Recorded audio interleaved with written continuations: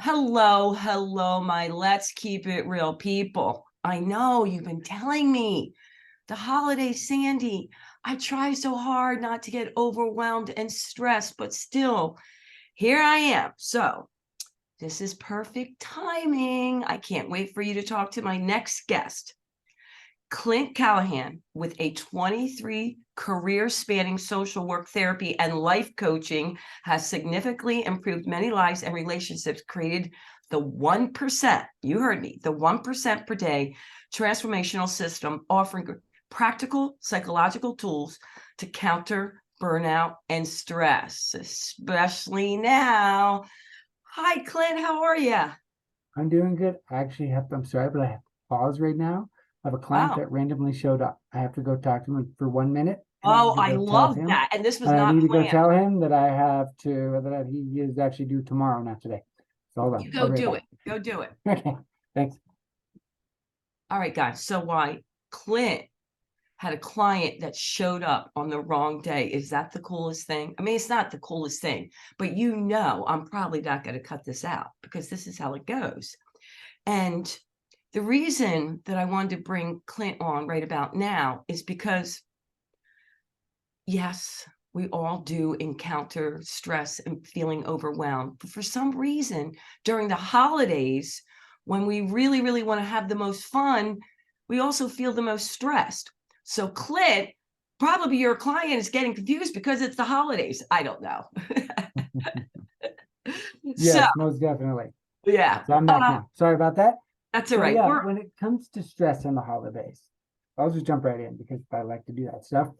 Stress in the holidays is one of the biggest things, which I've found, and especially since I've done all my own work over the last 47 years of trying to figure out this thing called life. Yeah. What I found is that you have to remember the key thing that I've learned is that everything is made up, but we forget that as human beings. The story we tell ourselves about how the day goes, the story we tell ourselves about the way the holidays are supposed to go, the story of what holidays are, everything is made up. That's the thing that we forget almost all the time, that none of this is really real. The only thing that's real is how do you feel in this moment? What do Mm. you want this moment to be like? If you don't like the way the moment is, change the story. You're the author. We forget that about life, that we're the author of our story. So if you don't like it, stop, pause, take a breath, figure out why is it veering off track and where can I go next? How can I change this story? And that's really what my work is all about, is that. I know. And in most of the things that are so profound, they really are simple, but in Mhm. practice, not so much. Oh, You no. know, when you say it, you're like, okay, Yeah, so easy. easy peasy. I'm just going to tell myself a different story. All right. Yeah. But before we go down that Hmm. route, Sure. I need to know your one word. Yeah. So give me one word, whatever it is, good, bad, or ugly, that pops in your head that describes your past 30 days. And then why'd you pick that word? Ooh, that's a good one. Hmm. Let's think about that. I have to say that the one word that pops into my head for the last 30 days was hectic. Okay. Hectic. Hmm. Tell us about your world in hectic, Clint. Yes. Well, it's hectic for me is it's juggling, getting ready for the holidays, of course, and going on vacation and doing all that stuff and juggling where my clients are going to go, where my clients are at, how they're doing, if they're, stressed out, not stressed out, and all that, and how to help them manage the holiday season. This is really my busy time of year because let's face it, this is when we are the most stressed. And so there's that. And then, of course, there's juggling my family stuff with my kids and with my wife and with just all those other parts of your life. And it can get kind of hectic. But what happens when things become hectic is I thrive in hectic. I don't know why I'm built that way. I love it when it's hectic. It makes me feel like I'm at my most alive when that happens. But it still reminds me that it comes back to the other word that I try to live by every day, which is being present. So even when it's hectic, I still try to be present because hectic doesn't define my life. I don't want it to define my life. It's Mm. a state that happens in my life, but I try to not let it. I try to do my best to stay present and be present with everybody that I'm with, because that's what life for me is really all about. And that's one of the things that I want people to understand, is that it's easy to say, oh yeah, I'm trying to be present, but it's really hard to be present because our brain is designed to worry about the future and to always lament the things that we could have done better in the past. So staying here and now is one of the most difficult things in the world to do, because our biology is totally against it. It's like, no, you don't need to be here now. You need to worry about that thing that you said yesterday to that person, even though you can't change it. You need to worry about that thing that hasn't happened yet or may never happen at all. You need to worry about that instead. And that's part of the process, is how do you become more present? How do you recognize those moments of when you're trying to get pulled in the past or pulled into the future and say, but I can't do anything, because you can change the past by not making the mistakes again, by living now. You can change the future by being present now. That's the thing that people most often have trouble doing, because we forget that now is where all that stuff is changed and created simultaneously. Now is when the past and present meet to become the future. You know, Clint, what you're talking about, it already answers some of the questions I got from my peeps. But the one thing that I got over and over again, mostly by men, was, all right, Sandy, let me just quote it. I get our brains are wired this way. We're wired to worry, but, and I keep hearing it's because of when I was a caveman. Why hasn't my brain developed? Why doesn't it change to serve me well? And I'm paraphrasing a lot of different people. I say, well, that's the way you were wired, because when you were a hunter-gatherer, you had to get food, protect yourself from animals. Okay, we're not there anymore. No. So why is the brain still doing that? Because biology takes hundreds of thousands of millions of years to change. That's the most simple explanation, is anthropologically speaking, we're really only about 6% away from being cavemen. Because really, if you look at how the world looks, 6%? Yeah, really only about 6%. And the reason why we're about 6%, because if you think about it, human beings have been evolving on this planet, at least from what we know, for about 2.3 to 2.6 million years. So recorded history, the last major change for human beings, anthropologically speaking, was about 300,000 years ago. But in that 300,000 years, 299,500 years ago, we were finally really starting to settle down, because when 5,000 years of recorded history, and during that 5,000 years, it was still civilization, but it was always about survival, working 18 to 20 hours a day to survive. And so then about 500 years ago, more technology started happening. We had all the sailing ships and all the different things and all the stuff, and the life expectancy doubled, and all these things started to happen.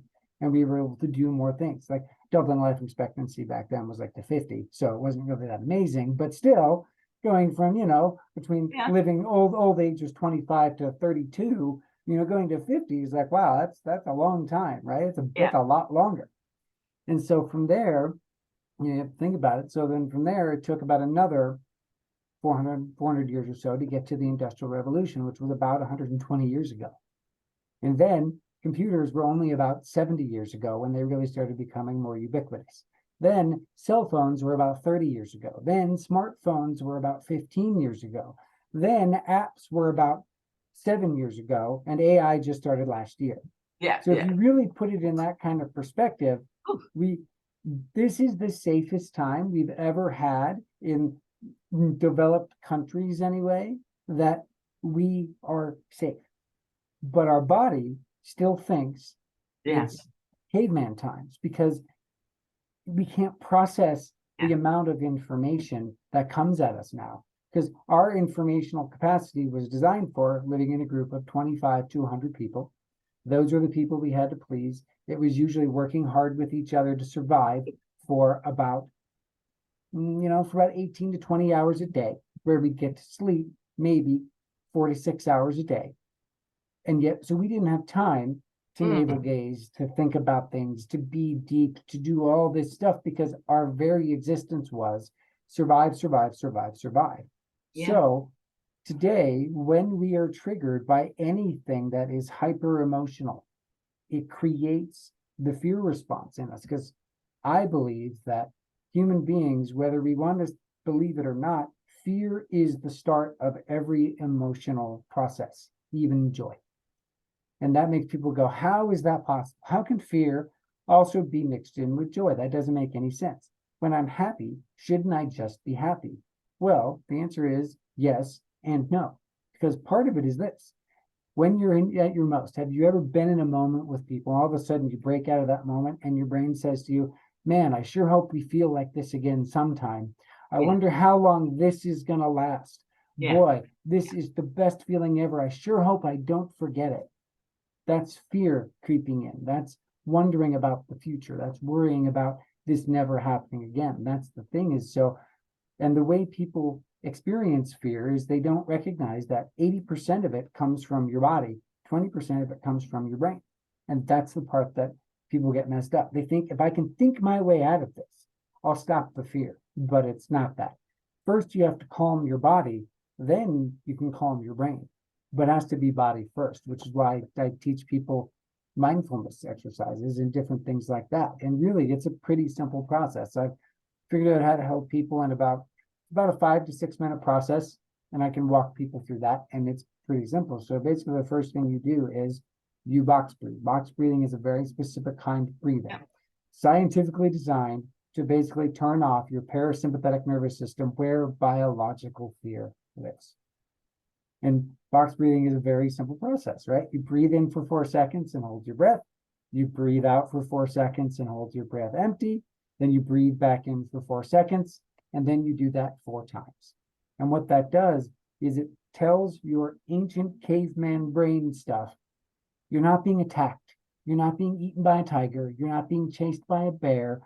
A band of wild, of enemies is not coming after you. It turns off the adrenal system and the fear-based system. Because when the biology body part of fear kicks in, and then it links up with the brain, all bets are off.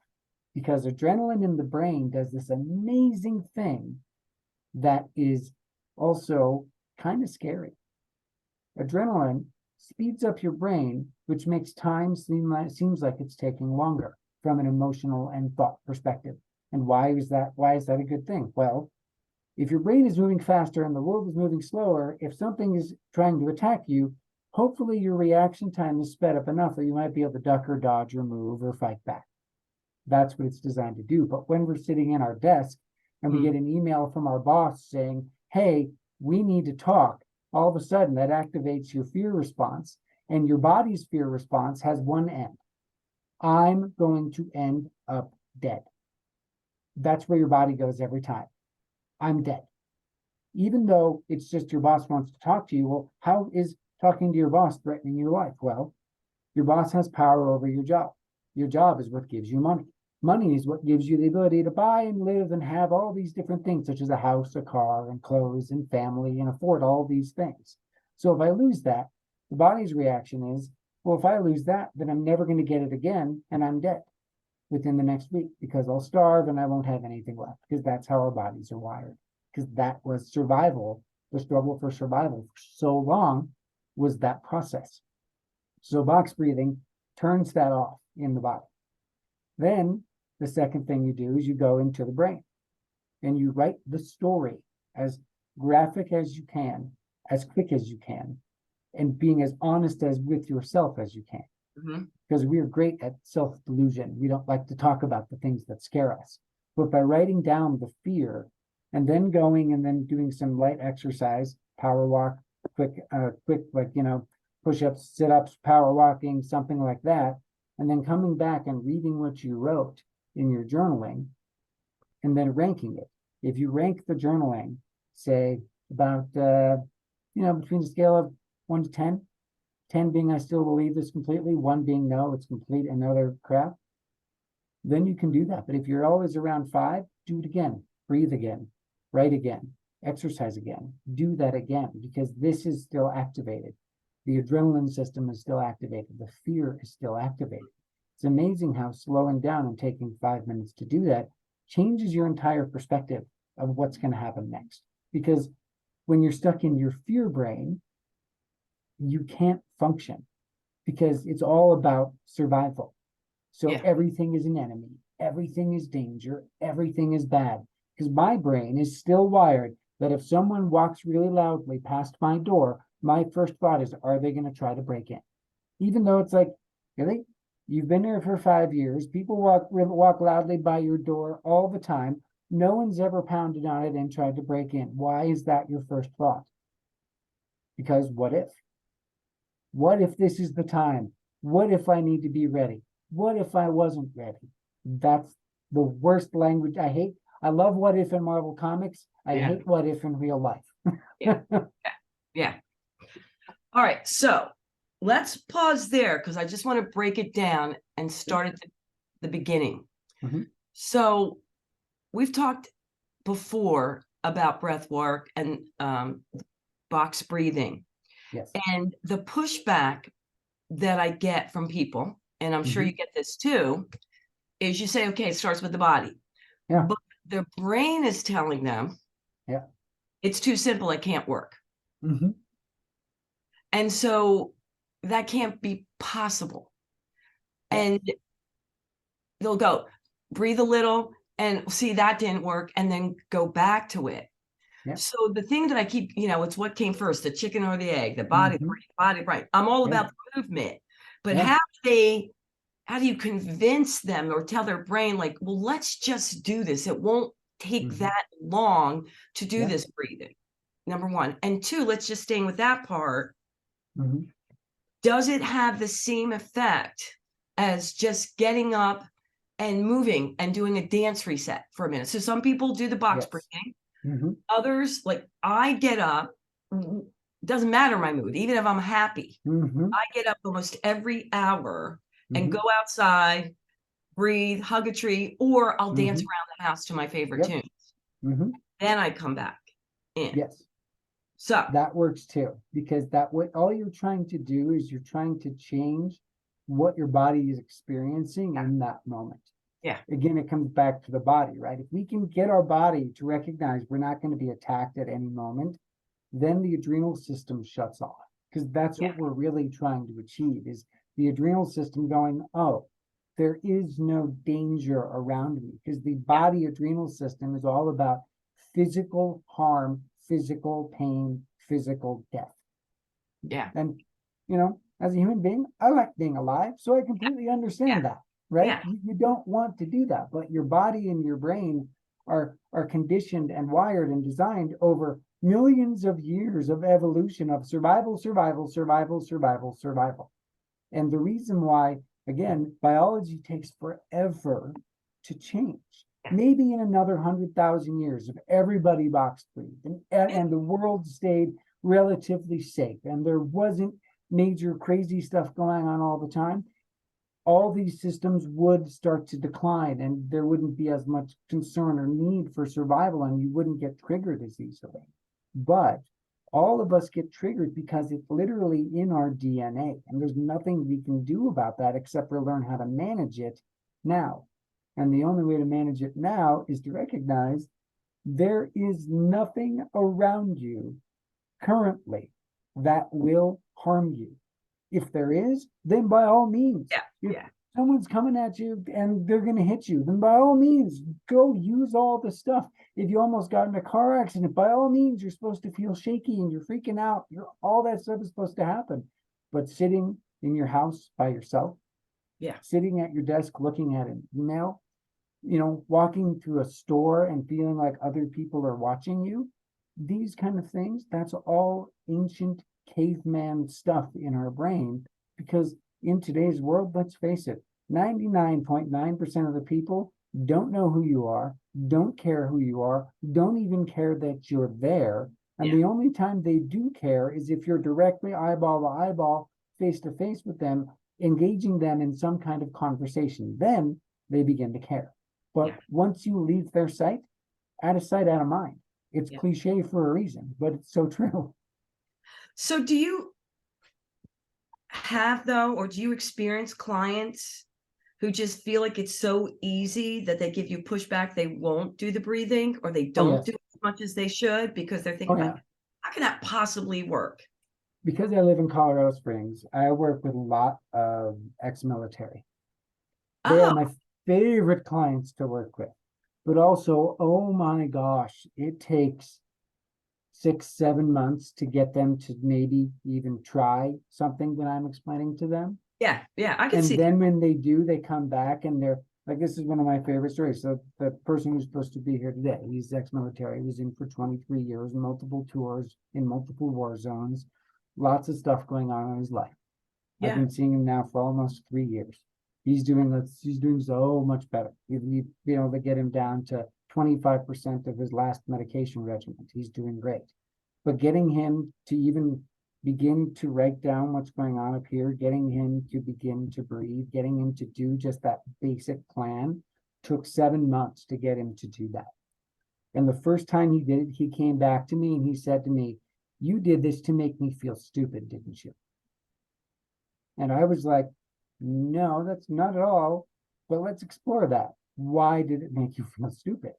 Well, yeah, because after I breathed and after I wrote down the story in my head and I read the story, I realized that I can't believe I was acting on those thoughts as if they were real. So that means that I was being stupid in those moments. And I'm like, okay. I'm like, but now that you're aware of it, what's happened the last couple of times it happened? Well, I did the thing and I didn't act, and it made life better. It made me less anxious. It made stuff have less issues and less fights with my wife, less problems with my kid. All these different things started to change because he just started being more aware about what was happening inside of him and where the story, the fear body story was trying to take him, mm, which was always, I'm in physical danger and bad stuff is going to happen. So I have to always be ready for the bad stuff. Yes, he has lots of reasons to feel that way yeah, because of past 23 years in the military in a multiple war zone combat yeah, areas. yeah, Yes. But the thing is, that doesn't matter because it still comes back to all of us. Every single human being on the planet has trauma. Big T, little t, doesn't matter. It doesn't matter. yeah, This is still a process that for you, in those moments when your brain starts sparking up that fear protocol, which is the only protocol our body knows, we need to stop it. And the only way to stop it is to say, no, I'm not going to do that. There is nothing around me. I'm going to prove there's nothing around me by slowing down, by breathing, by looking at the story, by saying that the story is utter crap, and then continuing on with my life. And it's one of the hardest things to do. And yeah, yes, it takes yeah, time. This is a skill set. I yeah, had to learn this too. I wasn't born knowing how to do this. yeah, I of had to course. learn this through 23 years of being a therapist and life coach and teaching people this to where I'm like, that was some good advice. Maybe I should take that for myself and I'm going to go give that a try. Yeah, yeah. So let's stay with the writing. All right. So we talked Yep. about the breathing and the moving. Mhm. And the next thing you say, write down your thoughts, whatever in there. Do you, Yeah. number one, give them an amount of time that they should sit there and write it, or just until they feel finished? When two to they three go out minutes. and they move and they do whatever and come back, do you have them start changing the story or are they done writing? The first fear story, I say write it in 2 to 3 minutes and be as raw as you can be. Two to Don't 3 minutes. try Okay. and edit it. Just even if all you can write for the first minute is curse words, then just write curse words for the first Okay. minute. Whatever you have to do to begin to get the story out, that's the process. Then when you come back and read it, it's not about editing the story. It's recognizing the story for what it is Okay. and then and then it's going back and looking back, okay, why was this triggered? What was happening just before this? So that you can begin to start putting up these road signs that say, hey, there's an emotional bridge out ahead. Are you sure you want to drive off that? we can take this as an exit ramp here, because that's the way I tend to look at things is we're all speeding down this highway of life, and there's exit ramps and signs all the time saying, hey, if you go this way, there's a bridge out.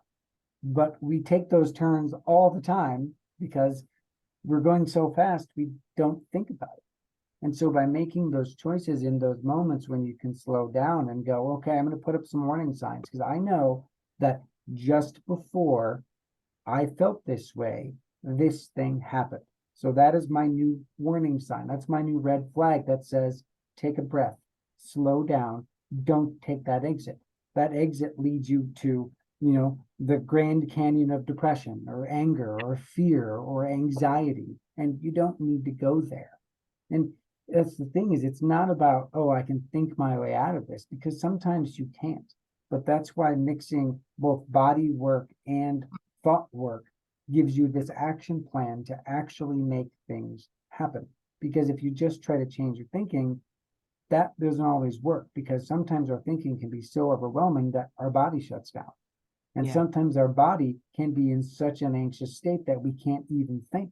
So it's figuring out how to use both of them to change the narrative of what's happening in that moment. Yeah. I want to go to this next question because it's very similar to what you were talking about. This gentleman, we'll call him Billy Bob. He normally has it when he 2 to 3 hours into his sleep. So he goes to sleep, but he wakes up. And it's this recurring thought, like he's starting a new job. What if it doesn't work out? But he says he goes down the whole entire path of, oh my God, I'm going to lose my job. I'm going to lose my family. I'm going to lose my home. Like, spins out of control to, hey, how am I going to do at this new job? And this guy's a lawyer. So what do you recommend for someone who is almost now, I said, for a year and a half, still waking up 2 to 3 hours into his sleep or 4 hours into his sleep? Yeah. Well, when you wake up, this is the first thing you do. First thing you do is you make sure you're awake.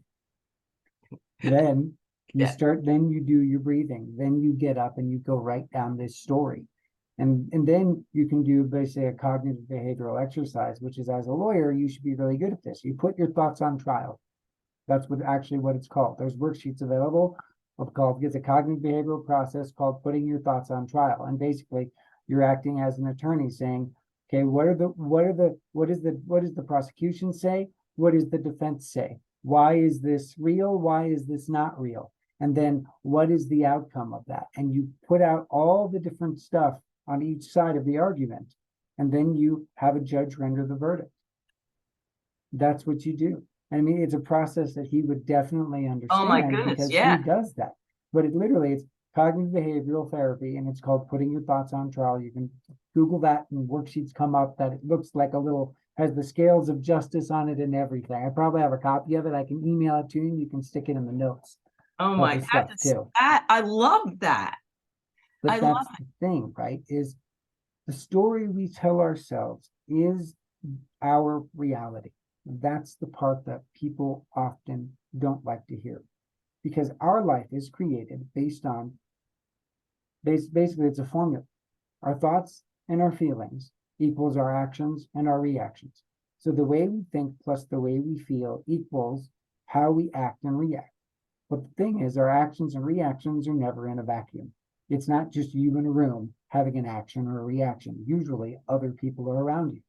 So the way you act or react to somebody else then triggers that in them, and it creates that cycle that we can get stuck in. Yeah. And that's part of the issue. So it's thoughts plus feelings equals actions or reactions. And that is what the formula is. So if you can get your thoughts under control, if you can get your feelings under control, and you can get your body under control, I think I'm going to have to add body into that formula, because by adding those things together, it creates this reactionary thing. And human beings, we are reactionary. We are not, we don't have foresight. We don't know what's going to happen next. So all we can do is something comes up, this catalog in our brain of all of our life experiences says, you know what, this reminds me of this specific thing right here. Let's act like that. Really? Things always may seem the same, but they're not.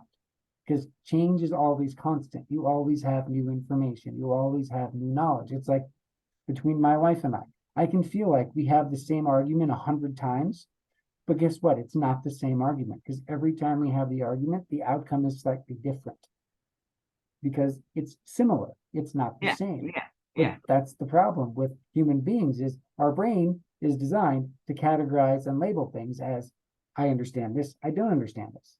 This is right, this is wrong. But the problem with right and wrong with that black and white thinking is it doesn't exist. Again, it comes back to the full circle, right? Black and white doesn't exist.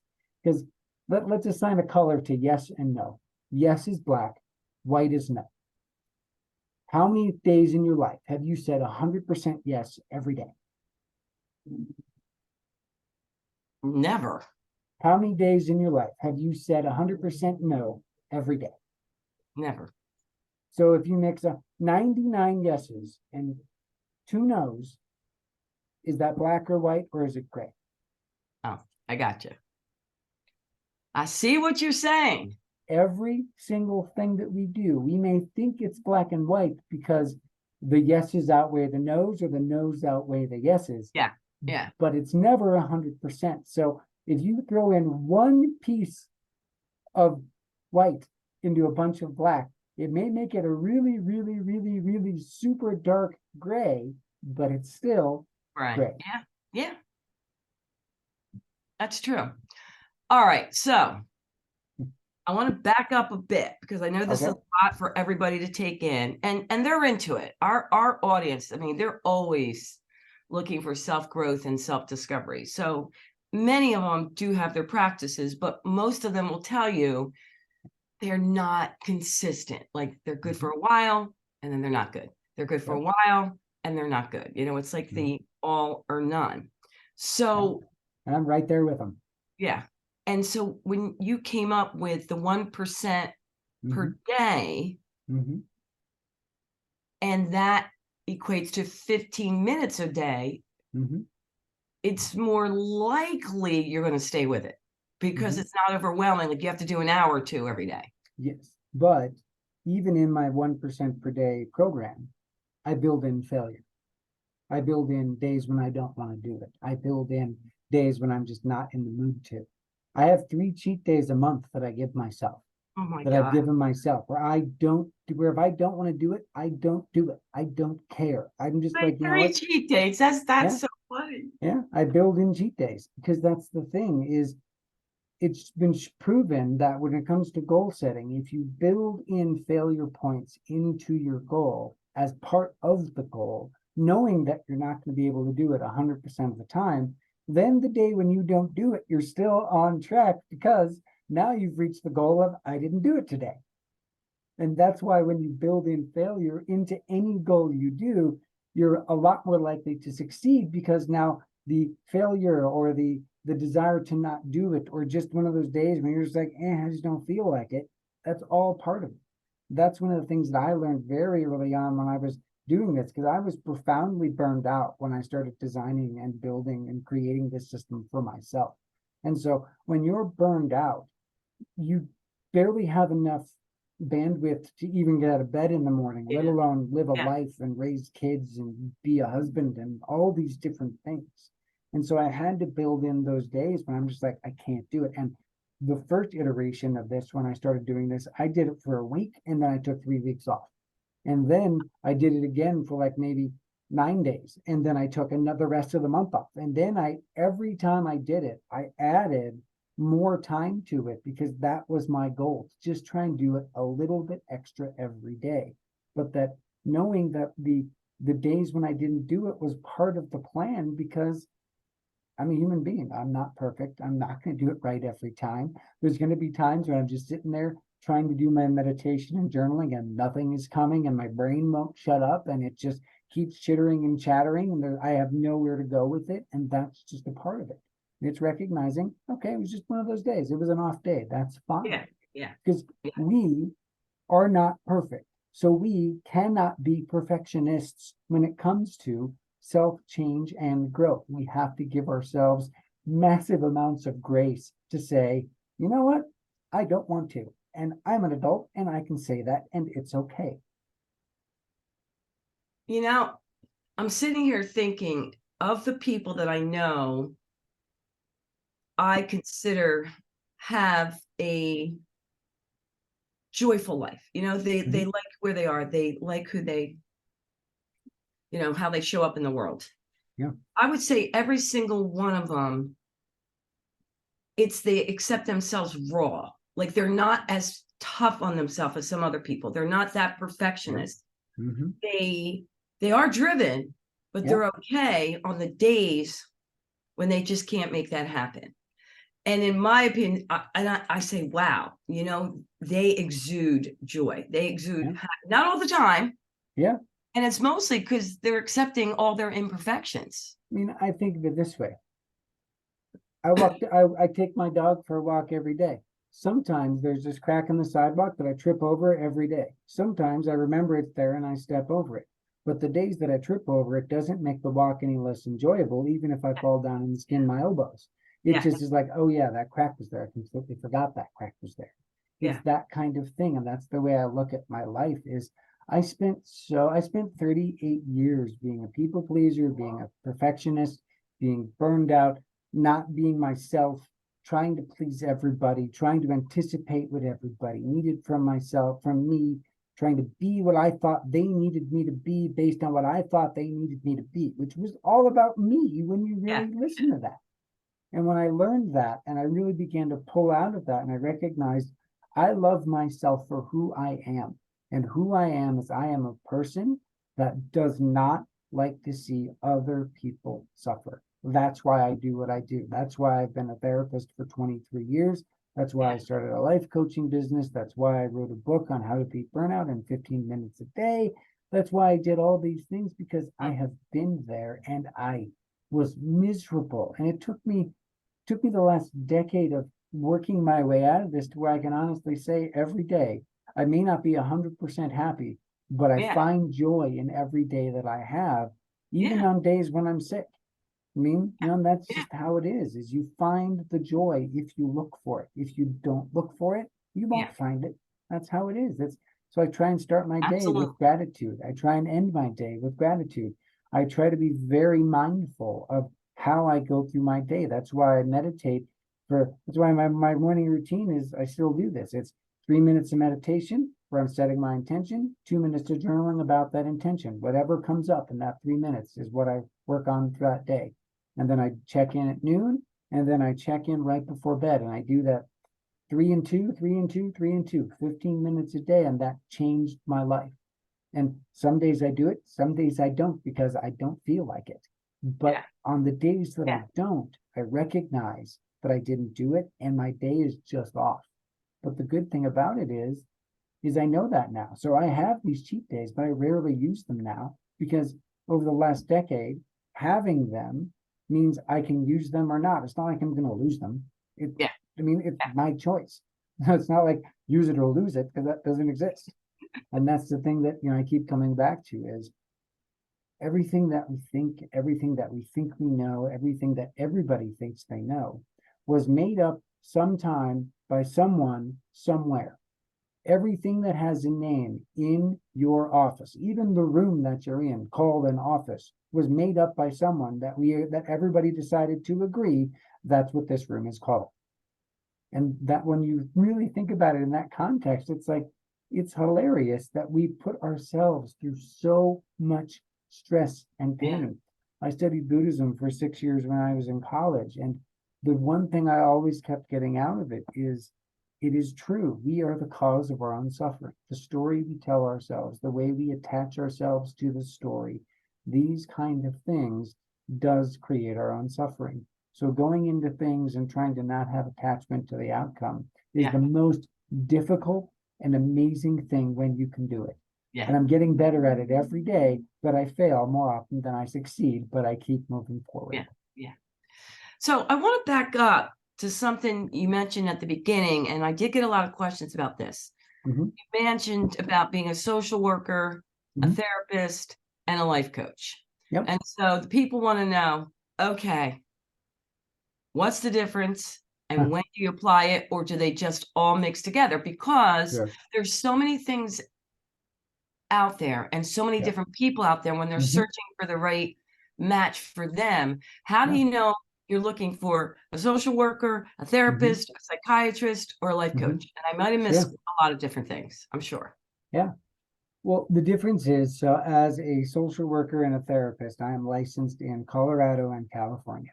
Okay. My job is to diagnose and treat, which means I look at your past, I look at your present, I look at where you want to go. But my job is to do it from a diagnostic standpoint. For you to come in and for me to say, it looks to me like what you're having a problem with is PTSD, is generalized anxiety disorder, is major depressive disorder, because you meet this criteria. Maybe you need medication, maybe you don't. Okay. That is the part of the therapy piece, is the diagnostic stuff, is where I diagnose and then treat based on the diagnosis. Okay. For the life coach side, I do not diagnose. The reason why I want to do life coaching is because I can use the skill set that I learned of talking with people, helping them figure out where they want to go, figuring out how they want to be, who they want to be, all these different things, which is a part of therapy. But therapy is very different from life coaching because it's all about trying to take your past and reconcile it with your present Yeah. and your future. And life coaching is about taking your present and moving you towards the future. That's Yeah. how I see the separation. So it just depends on what you're really looking for. Does it mean we're never going to go in the past into your past if we talk about if you're a life coaching client? No, because that is a part of you. But we need to figure out how is it informing on now? Because again, the only place we can change anything is right now, is looking at how your past is affecting now, and then looking at how that past is affecting your future. By understanding that, it's always going back to right now. This is the only time we can change anything. I can't change things in the future. I can't go back in time and change things in the past. All I can do is deal with what happened in the past today and move forward from here and hope that I make better choices tomorrow, Yeah. whenever that shows up. So, and thank you, because that really helped Mhm. separate out the three different things in my head. But Yeah. still, I Mhm. can see the confusion for a person not knowing what they need. Yeah. And somebody like you, you're offering all three or Yeah. two, Yeah. and they may not know what they need. But that's also why going to, like, so let's say you come, let's use a hypothetical. You come to me for life coaching. And I sit and I work with you and we do one-on-one stuff and we do some work and we get some things, but you keep getting stuck in these past issues or these past things where or I can tell from my years of experience that I think there may be a biochemical thing going on here that is keeping you stuck in depression or keeping you stuck in these things. And I think you need to see a psychiatrist. But Gotcha. then I would say, because I have the clinical training, and not just life coaching experience, but I had actual clinical, where I had to take tons of tests and all the stuff to get licensed in every state, is I have the actual training to say, I really think that you doing therapy and seeing a psychiatrist would be a great adjunct to being a life coach. That's what I bring to the table, is I Yeah, can give you in a life coaching situation a clinical perspective that another life coach couldn't give you. They absolutely. could say, I think maybe you could use some therapy. And you'd be like, well, why? I'm getting life coaching. Isn't that like therapy? And it's like, well, it is, but it's not. But for me, when I say it, it's like I can say clinically, based on these things that I'm seeing, I think that this would be something that the life coaching would be an adjunct or an add-on to you doing some deep clinical therapeutic work and maybe needing some psychiatric medication because I'm seeing things that you're not moving forward because you're literally stuck by these things.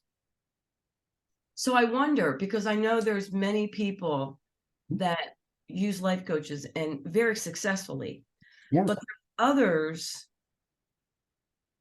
I wonder if the life coach, are they trained to know when to tell that person? Because you are. You know Mm-hmm. what I'm saying? Like you can say, Yeah. listen, you could benefit from therapy and a Mm-hmm. psychiatrist. Yeah. But maybe these people are seeing life coaches and never realize it because the life coach doesn't even know. Yeah. Well, I mean, it comes down to, like, there's coaches out there that are therapists as well. There's other coaches that do that. but most life coaches take like a life coaching course on how to structure questions, how to create goals for people, how to do these different things, but they don't understand the diagnostic and treatment side of things Yeah. in Yeah. from a theoretical medical concept, which is what I was trained in. I was trained as a clinical social worker in long-term chronic mental health issues. So I can talk to people about things and I can see things about their family and about their life and about different things in their life that other people can't see because I have a couple of different lenses I can look through. It's like how, Yeah. so basically it's like how in the early days in a microscope, they had like the one microscope with the one lens, and Yeah. then they developed the ones where you have the different lenses where you could flip to like, oh, this one has 10 times power, this one has 50 times power, this one has 100 times power. So with the different lenses, I can give you a deeper insight into what is necessary for you. And I would also be able to provide guidance of, I think this is the kind of therapist you need to look for to help you break through these things.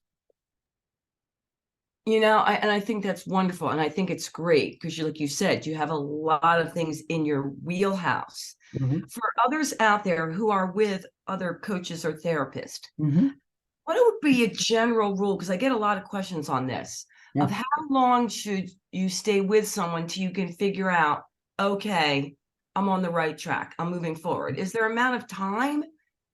I wish I could say yes, there's an amount of time. I've had people come in and out in a month, and I've had people stay with me for 3 to 4 to 5 years. Yeah. It Yeah. just depends on the nature of what work we're doing and also your own blocks and your own resistance to looking at the things that are going on because we are our own harshest critic and our own best saboteur when it comes to our own healing because there's things that we don't want to admit and it's for a reason that we don't want to admit these things. Yeah.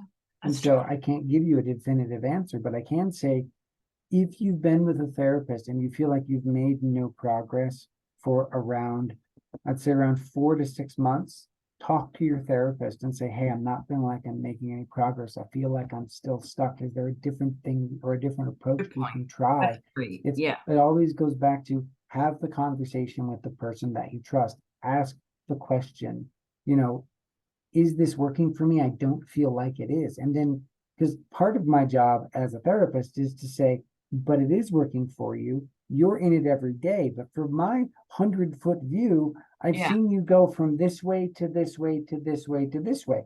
When you first came in, you could barely leave your house without fear that you were going to punch somebody out.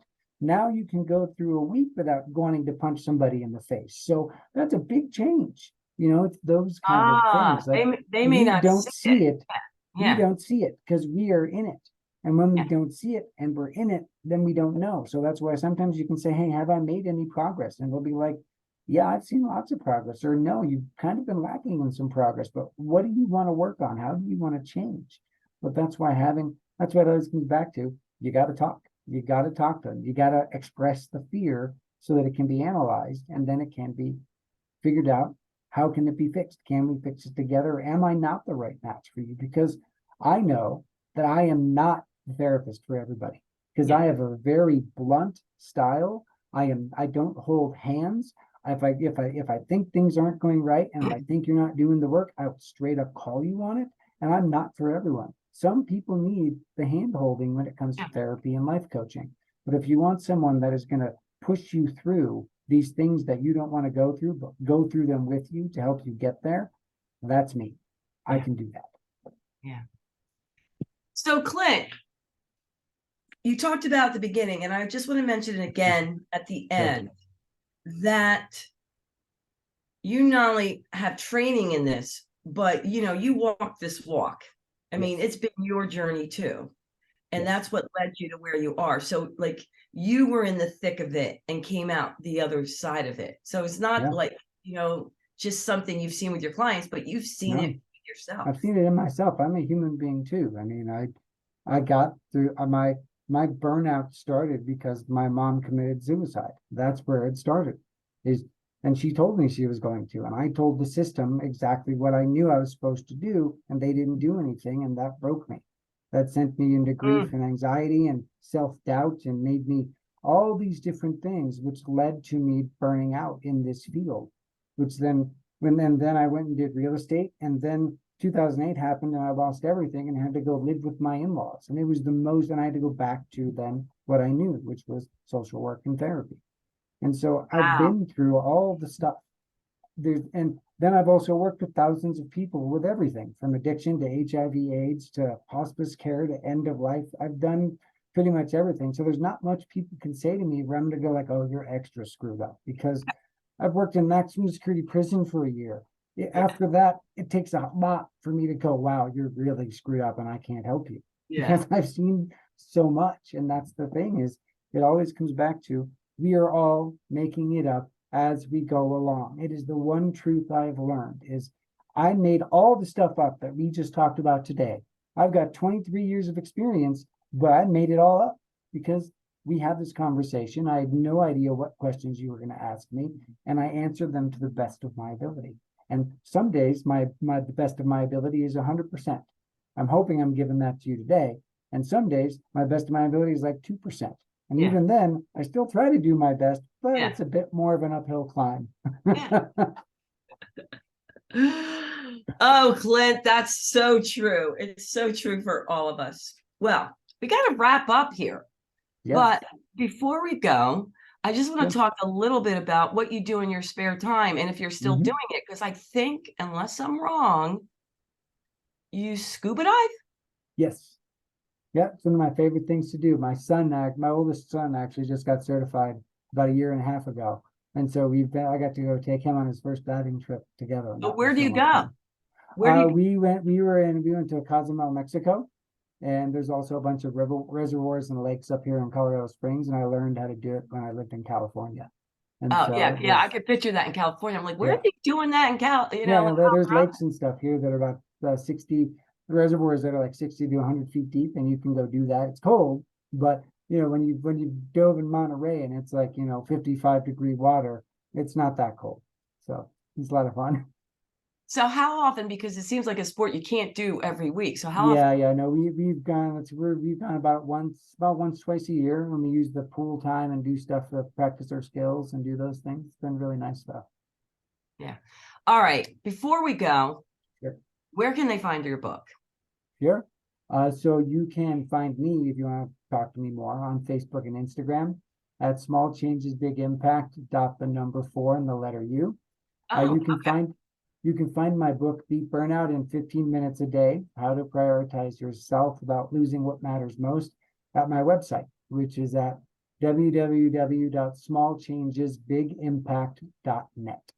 And there you will learn all about what burnout actually is, which Yeah. is it's a systemic collapse of various areas of your life. And the place where we actually see it is the last place that people actually do something about it, and that's at work. But that's section number 4. It starts a lot earlier than that, and people Yeah. don't realize that. Yeah. Yeah. All right. And as far as working with you, do you Mhm. work with people virtually or all in person? Yes, I work with people virtually, and if you're in Colorado Springs or in Colorado area and you want to come and see me, I'm here too. But yeah, I can see most people via Zoom, virtually, Google Meeting, phone call. I'm Yeah. pretty much do whatever I need to do. Yeah. It's great that we have that, isn't it? Isn't Oh, it? I know. You can It reach was so one of the many blessings of people. COVID, if you could say Yeah. that.